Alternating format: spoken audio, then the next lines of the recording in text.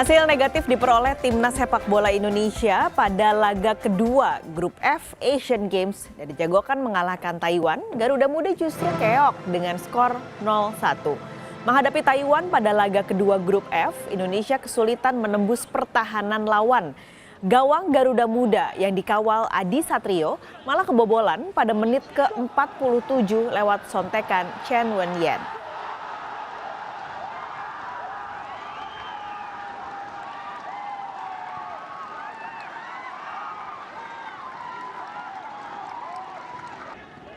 Defisit 1 gol memaksa pasukan Indra Syafri untuk tampil lebih menyerang. Peluang datang pada menit 55 saat tembakan keras Rizky Ridho membuat kiper Taiwan mesti jatuh bangun membuat penyelamatan.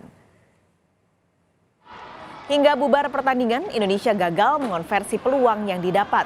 Garuda Muda pun harus mengakui keunggulan Taiwan dengan skor 0-1. Bagaimana peluang Indonesia untuk bisa lolos ke 16 besar sepak bola Asian Games? Kami pagi ini sudah bersama pengamat sepak bola Bung Kusnaini. Bung Kusnaini, selamat pagi. Selamat pagi, Paskalis. Oke, ini sebenarnya kekalahan Indonesia kemarin cukup mengecewakan ya. Apalagi kita sebenarnya sebelumnya lawan Taiwan untuk Piala Asia U23 ini bisa menang begitu 9-0. Apa evaluasi dan apa yang Anda lihat dari hasil kemarin, Bung Kus? Iya, yang pertama kalau ada anggapan bahwa tim kita menganggap remeh China Taipei atau Taiwan ini tidak benar ya.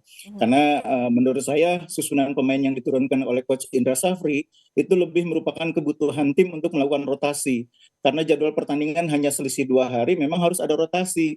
Karena kita masih akan menjalani pertandingan ketiga yang tadinya diperkirakan sebagai penentuan juara grup melawan Korea Utara. Jadi perubahan susunan pemain itu bukan karena kita meremehkan, tapi karena memang kebutuhan rotasi.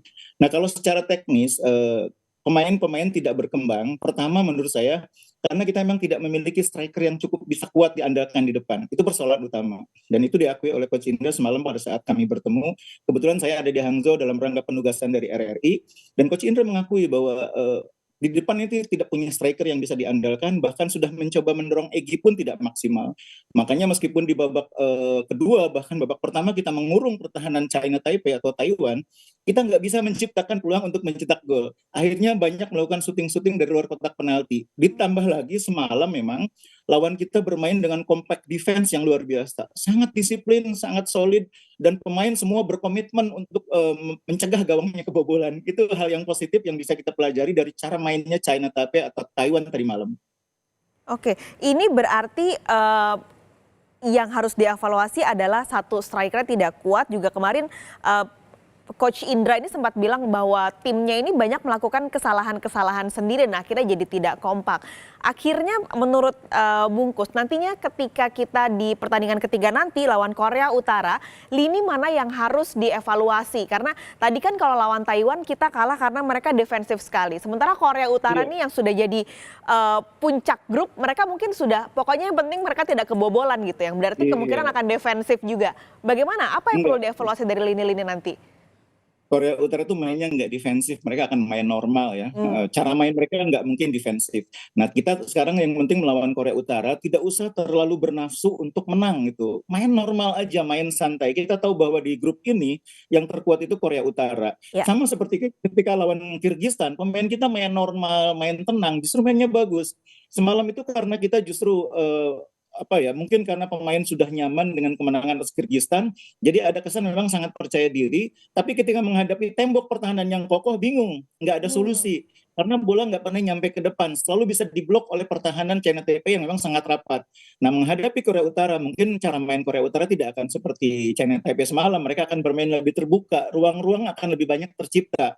Nah disitulah pemain kita harus bisa memanfaatkan. Nah memang persoalan terbesar adalah bagaimana bola sampai ke striker kita, itu persoalan terbesar. Kita harus bisa membuat kreativitas di lapangan tengah itu tidak hanya mengandalkan penetrasi dari dua sisi sayap, Egy, kemudian Ramai Rumakik, tapi juga kita bisa dari tengah itu memberikan support bola-bola matang yang memungkinkan striker itu dapat bola di area yang memungkinkan dia mencetak gol. Nah semalam itu menghadapi China Taipei, Titan Agung juga di babak pertama sudah mencoba, tapi dia dengan melakukan rotasi, dengan melakukan pergerakan keluar kotak penalti juga sulit karena lawannya memang sangat bagus defense-nya semalam. Jadi kita harus memberikan kredit juga kepada China Taipei yang bermain dengan compact defense yang sangat baik. Bukan sekedar karena kita main banyak salah, bukan sekedar karena kita main nggak bagus, tapi lawan memang sangat bagus tadi malam dari sisi pertahanan ya. Nah, memang harus dikurangi kesalahan-kesalahan karena kita beberapa kali salah passing, bahkan gol yang tercipta di gawang Indonesia sebetulnya juga bermula dari kesalahan kita sendiri. Itu harus dikurangi. Lawan Korea Utara semakin sedikit kesalahan yang bisa kita buat semakin baik. Oke, apakah artinya selain fokus ke tim tengah tadi, lini depan tadi kan Mbak Bungkus juga cerita ini kayaknya strikernya kurang kuat. Apakah nanti perlu ada rotasi dengan pertandingan melawan Korea Utara misalnya memainkan Hugo Samir sejak awal? Bisa juga, sebagai alternatif bisa juga. Karena kita sudah 2 kali memberi kesempatan kepada Titan ya main sejak menit awal. Titan agak kesulitan. Mungkin skema mainnya kurang begitu pas buat dia, atau mungkin dia memang karena pengalaman main di tim nasional belum banyak, masih belum bisa beradaptasi dengan sempurna ya. Ya ini bukan karena dia nggak bagus, tapi karena mungkin memang pengalamannya harus lebih banyak lagi.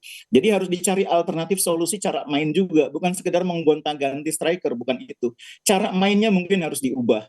Tidak hanya menggunakan permainan yang mengandalkan bola-bola sayap kemudian diangkat atau di cutback, tapi mungkin lebih mengaktifkan lapangan tengah, memainkan gelandang-gelandang yang lebih kreatif. Semalam itu sebetulnya ketika Taufani masuk, serangan-serangan kita lebih hidup ya dengan masuknya Taufani, karena dia bisa mengalirkan bola lebih baik.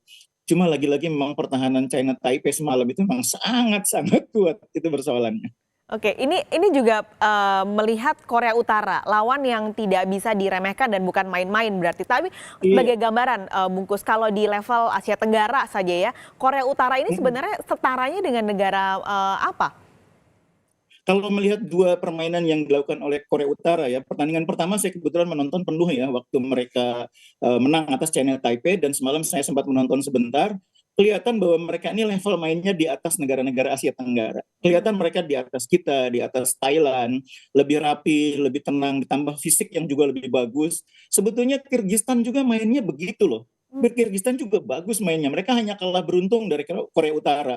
Jadi kalau dugaan saya ini yang menarik petanya, Indonesia mungkin nanti malam bisa mengimbangi Korea Utara ataupun mungkin bisa kalah tapi kalahnya tipis, tapi Kyrgyzstan bisa mengalahkan China Taipei. Nah, kalau itu terjadi menjadi sangat menarik karena peringkat kedua dan peringkat ketiga bisa jadi saling menggeser antara Indonesia, China Taipei, dan Kyrgyzstan. Jadi sangat mungkin Indonesia ini bisa lolos sebagai peringkat kedua, bahkan tidak mustahil juga sebagai juara grup ya. Tapi peluang yang paling realistis adalah menjadi peringkat kedua dengan kita bisa mengimbangi Korea Utara.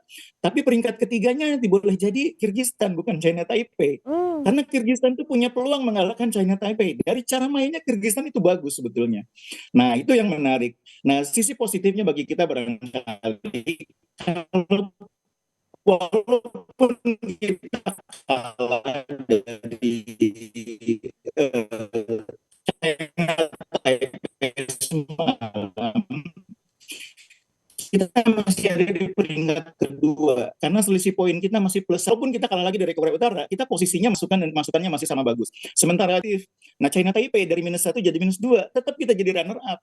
Nah Oke. masalahnya kemudian enak nggak di posisi runner up kalau melawan tim yang main di bawah 16 besar. Nggak enak ketemunya Korea Selatan. Oke. Sangat kuat. Ini Justru lebih enak kita melawannya juara grup C. Itu bisa jadi sebetulnya ada blessing-nya juga kalah dari China Taipei itu. Kita mungkin akan ada di peringkat kedua atau peringkat ketiga. Oke, artinya ini kan sudah tradisi ya, Bungkus, kita 2 kali di Asian Games masuk 16 besar begitu. Kalau mau kita yang ketiga kalinya masuk 16 besar Iya, lagi, artinya ini ada 3 opsi, juara grup, runner up, atau masih ada opsi lain yaitu peringkat ketiga terbaik berarti?